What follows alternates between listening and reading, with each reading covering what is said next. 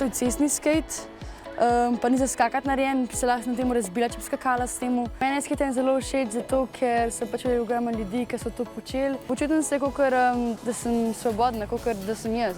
Če zjutraj skoraj z ušo zamdim, vzamem skate, pa hitro grem, da ne zamdim, ker ravno pravi, ko si ga dakaš takole v marco, pač po stran ga postaš, pa daš v marco, pa še dobro izpadaš, ker se sam prvozaš.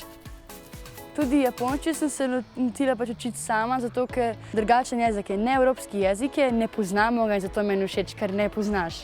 5 knjig sem vzela za japonščino, potem sem se pa pač odločila, da nadgradim še svoje znanje, da grem en tečaj. Arigato gozaimasu pomeni najlepša hvala v japonščini. Prvič, ko sem se naučila, sem govorila arigato gozaimasu, tako polomljeno.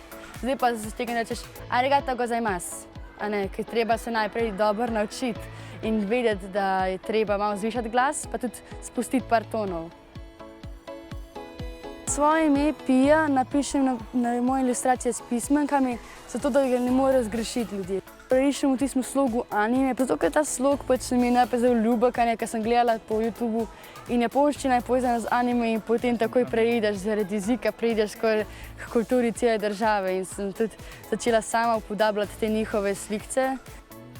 Ko se naučim nekaj novega, se dobro počutim, ker se pač počutim kot neka druga oseba, ker se izpopolnjujemo. S tem, ko se naučimo v mladosti, potem tudi s tem gremo naprej, ko odrastemo.